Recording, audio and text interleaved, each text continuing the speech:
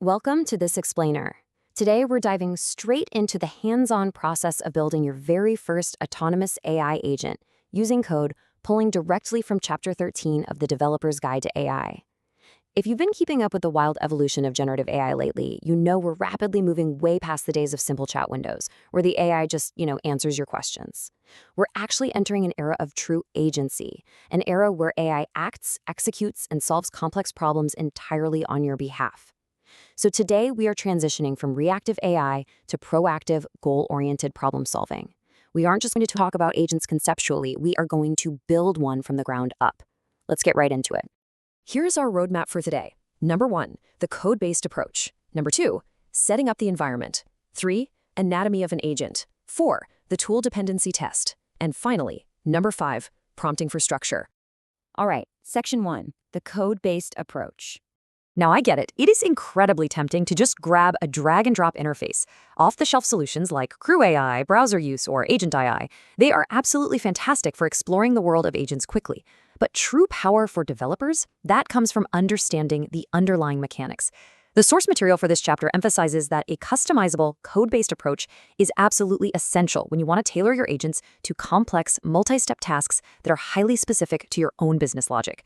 Think about it for a second. If you need an agent to securely query your proprietary internal SQL database, then parse a highly specific PDF format, and then trigger an automated email through your company's secure server, well, a pre-built platform might just hit a wall, or worse, pose a massive security risk. When you build from the ground up, you aren't boxed into the limitations of some third-party black box. You have the ultimate freedom to dictate exactly how your AI agent interacts with your data. Moving on to Section 2, setting up the environment.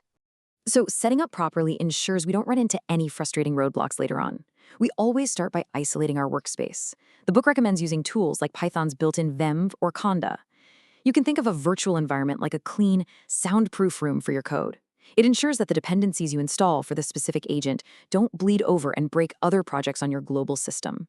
Once we're in that nice isolated room, we install the Hugging Face Small Agents library. Now, why this specific library? Because it serves as a remarkably lightweight, transparent chassis for your digital worker, totally avoiding the heavy bloat you see in some of the older frameworks out there. Finally, we integrate Little Elm. You can think of Little Elm as a sort of universal translator. It's this absolutely crucial bridge that allows our small agents set up to speak effortlessly to almost any large language model on the market, including the Google Gemini Flash model that the source text uses for its primary examples. Just a really quick but important best practice note from the authors here. It is highly recommended to follow along using Python version 3.13.7 and Small Agents version 1.22.0. Look, if you've ever spent 3 hours pulling your hair out debugging a mysterious error only to realize it was just a simple version mismatch, you know exactly why I'm emphasizing this. Using these specific versions guarantees that the code snippets you write are going to behave exactly as expected. Okay, Section 3, Anatomy of an Agent. This is where it gets fun. When we instantiate a code agent in our script, we are essentially assembling a digital worker. It's almost like bringing a biological entity to life in code. Let's walk through this deliberately. The model parameter, that is the brain. In our case, Gemini Flash. It's responsible for all the reasoning, logic, and code generation. The tools parameter represents the hands. These are the custom functions the agent can use to manipulate its environment, though, we often start with none assigned just to test the waters. Then we have add_base tools. When you set this to true, you give the agent its default instincts, specifically DuckDuckGo web search and a Python code interpreter. Why are those fundamental instincts? Well, because an agent needs to be able to search the real world for facts and execute code to verify its own logic. Verbosity level is the voice. It controls how loudly the agent prints out its internal thoughts while it's working, which is vital for debugging. And finally, max steps represents the boundaries.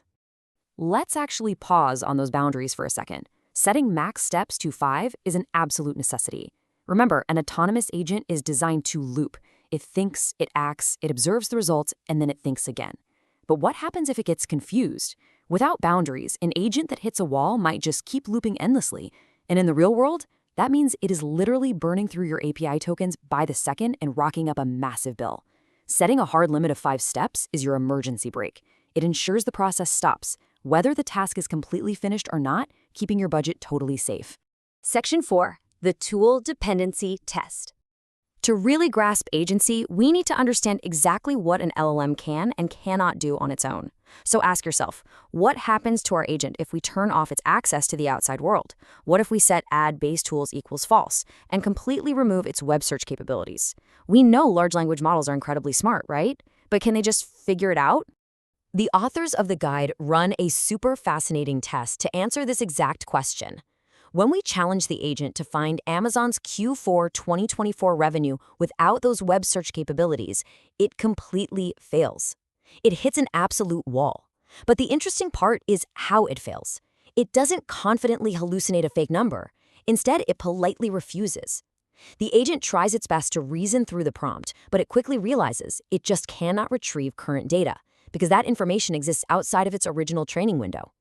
It proves that the model cannot rely solely on its inherent training data to solve real-time dynamic problems.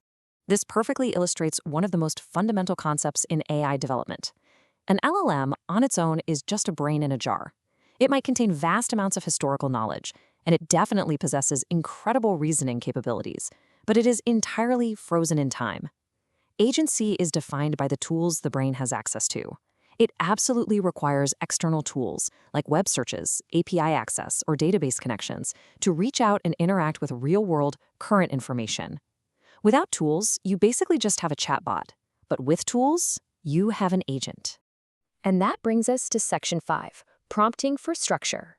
Because look, once your agent has tools and can actually find data, you have to control how it hands that data back to you. Even with the absolute best tools and the smartest underlying models, we must still carefully craft our prompts. In standard chat interfaces, prompting is usually about creativity, right? Setting a persona or a tone. But in the context of autonomous agents, prompt engineering is entirely about strict constraints and logic parsing. It is about forcing the agent into providing structured, usable outputs. Remember, this agent is running autonomously inside your software. If it returns a beautifully written conversational essay about Amazon's revenue, the rest of your application's logic literally cannot parse that. We need predictability. By explicitly revising our instructions to demand a structured format, we fundamentally change the utility of the agent.